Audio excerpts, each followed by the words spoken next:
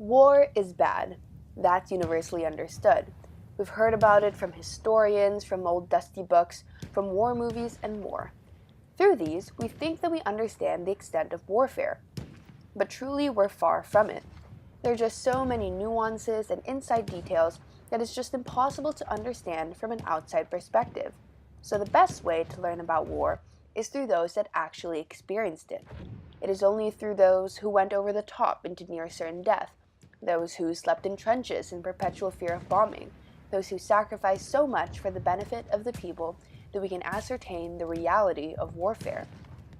So this thematic analysis revolves around the war, primarily the people who suffered through it, because in war, there are no unwounded soldiers. My fiction novel is Timothy Findley's The Wars, which revolve around the inexperienced 19-year-old Robert Ross and the hardships he endures both on and off the battlefield. My nonfiction novel is Robert Leckie's Helmet for My Pillow, an autobiographical account of his enlistment into the U.S. Marines during World War II, featuring real-life experiences of violence and adversity. By comparing these two novels, what we see is a universality in soldiers' experience in war. Though Ross is a fictional character, the events that happen in his story are supported by that of Leckie's, a real soldier who fought in a real war. Since both novels describe warfare through the eyes of a single soldier, they manage to capture the human experience in times of such barbarity. Through this perspective, they see the downfall of their friends, the unforgiving environment they must withstand, and constant carnage all around them. With that, the thematic connection between these novels is that these stories assert that the atrocities of warfare bring forth the loss of innocence and the depravity of humankind, rendering its soldiers physically and psychologically scarred. War incites brutality like nothing else, and I felt that this theme encapsulates the effects of such violence on the everyday soldiers that are forced to suffer through it. Its relevance is in the fact that the consequences of warfare on the protagonists are what both novels predominantly focus on, providing the nitty-gritty details of what it's like to actually be in war. Before getting into the novel connections, I want to interject a quick explanation here about the format of this project. In The Wars, the reader is an archivist looking through old pictures and letters, trying to piece together the story of Robert Ross. I found this to be a really interesting concept, so I wanted to apply some variation of that into my visual essay. So what you have before you now is a book that slowly unravels the story of soldiers and the conditions they endured in warfare, as told through the connections between Ross and Leckie. As you flip to each new page, the story develops as if history is currently being written down right before your eyes. New words appear, and true historic pictures of the war slowly fade as their hand-drawn counterparts are documented and ingrained into the paper. This represents the nature of history. Though these brave men and women perish on the battlefield and fade away, they never truly die, as they live forever in the pages of history books and the memories of those that survive them. I've divided my theme into 3 parts, providing textual analysis from each novel to support each part of the theme. So starting off with Chapter 1, The Atrocities of Warfare. War is a universal language, recognized with bringing death and destruction into the world unlike anything else. The soldiers fighting in these battles experience these atrocities firsthand, with such circumstances being present in both Ross's and Leckie's stories. For them, carnage and death lurks around every corner and is as exhausting as it is inescapable. In The Wars, Ross describes the horrible environment of warfare. One day bled into the next. They melded. Day and night became inseparable. The nights lit up with the flames of a terrible new weapon, and the days impaled in smoke. The ground was on fire. Troops were obliterated and the others brought forward. Companies were decimated to the size of sections. Helmet for My Pillow discusses similar brutality. Our Amtrak was among the first assault waves, yet the beach was already a litter of burning, blackened amphibian tractors, of dead and wounded, a mortal garden of exploding mortar shells. We were surrounded. Evidently, what we see through these quotes is that the war has no shortage of pain, misery, and destruction.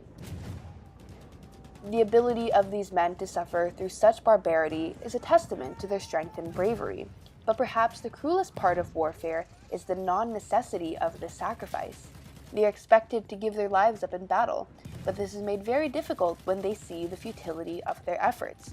In one part of the novel, Ross has to fight in a treacherous battle, fighting valiantly, but to what end? This was the beginning of the second phase of a battle the Canadians had thought was already over, but it was to rage for 5 more days. In it, 30,000 men would die, and not an inch of ground to be won. Runner, one of Lucky's fellow soldiers, shares the same sentiment, reflecting on their wasted efforts considering the fact that they were going to die anyway. "Remember the guys who got it back on Guadalcanal?" Runner asked. "We used to think they were poor slobs, getting it so soon. Maybe they were the lucky ones. They didn't have to go through all this crap and wind up getting it anyway." The very nature of war is cruel in and of itself. These soldiers brave the aforementioned horrific physical conditions, but are also tormented mentally, knowing that their efforts may not be paying off in the end. These quotes highlight the atrocity of warfare, through both physical suffering and the fact that such efforts are being wasted on these unnecessary battles. With such barbarity, this brings forth the second aspect of the theme, the loss of innocence and the depravity of humankind. This violent environment forces the loss of innocence, drastically changing the young men who first enlist into the military. They must kill or be killed, a challenging task considering how ill-prepared they are to survive warfare. In one heart-pounding scene in the wars, Ross and his men are faced with a gas attack, where their inexperience and unpreparedness are made evident. "Put your mask on, Corporal Bates." "I can't," said Bates. "What the hell do you mean?" Robert turned and shouted hoarsely to the men below him, "Put your masks on!" "We can't, sir," said Bates. "They sent us up so quick that none of us was issued masks." This situation, though seemingly dramatic, is proven to be realistic, as Lecky shares a similar event where fear is driven into the hearts of these soldiers.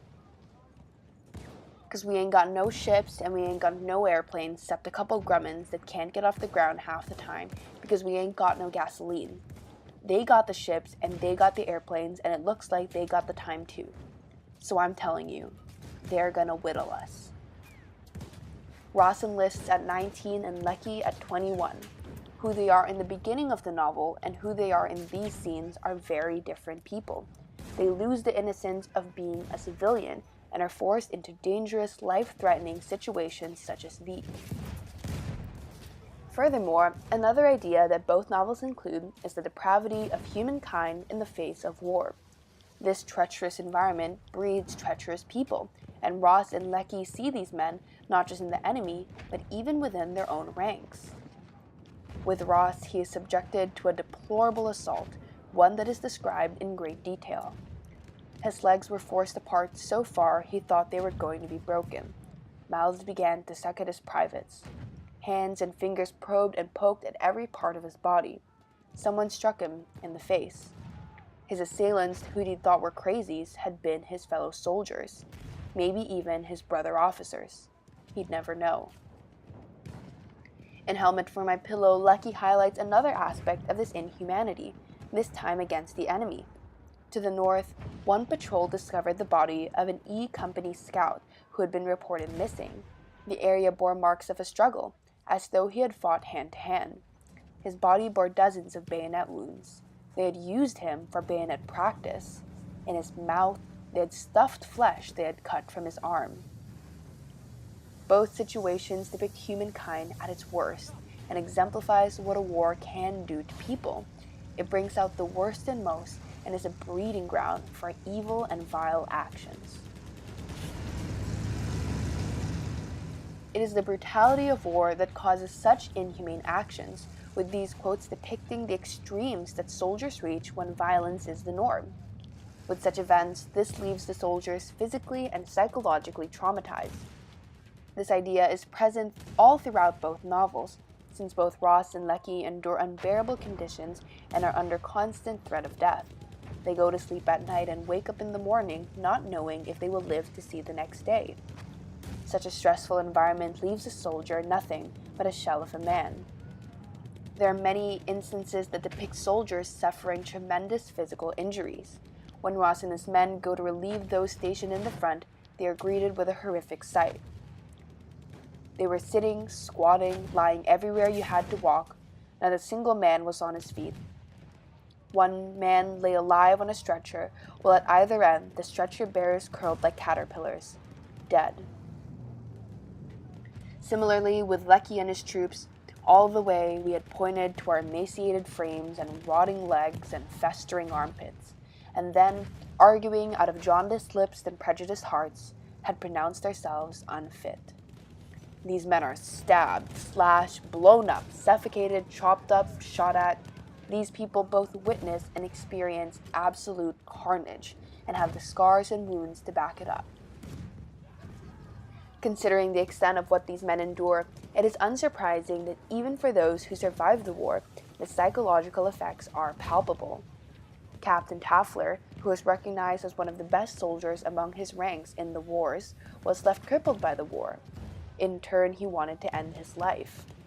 He was kneeling on the floor in a pool of unraveled bandage, with his forehead touching the stones. The end of the bandage was in his teeth. One of the walls was covered with great swipes of red at shoulder height, where he must have been rubbing his wounds to make them bleed. The stumps where his arms had been were raw, and one of them was pumping blood in spurts across the floor. Soldiers' mental suffering was a very big issue during these wars. Lecky describes one example of this. One of these stragglers was strangled in cold blood by the Kid, a youngster who, although already a veteran of Guadalcanal, was hardly acquainted with a razor. He was to go mad 2 months later. Both passages highlight the psychological trauma that arises after experiencing warfare.